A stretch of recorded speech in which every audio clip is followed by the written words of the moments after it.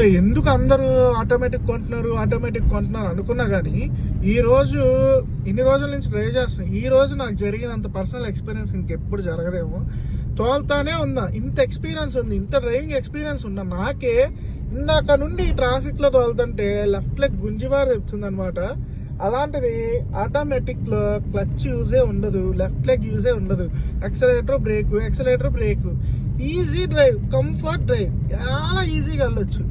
అందుకనే బ్రో అందరూ ఆటోమేటిక్ అనేది కొంటున్నారు. మన విజయవాడ ట్రాఫిక్కే ఇలా ఉంటే హైదరాబాద్ బెంగళూరు సైడ్ ట్రాఫిక్కి ఇంకా పీక్స్ పిచ్చి లేసిపోతుంది అనమాట. ఈ ట్రాఫిక్లో మనం మూవ్ అవ్వాలంటే ఇక కాలు ఎందుకు పనికిరాదు. అందుకనే ఆటోమేటిక్ ఈజ్ ద బెస్ట్. అందరూ ఆటోమేటిక్ కొంటారు, ఫ్యూచర్ అంతా ఆటోమేటిక్కే అవుతుంది.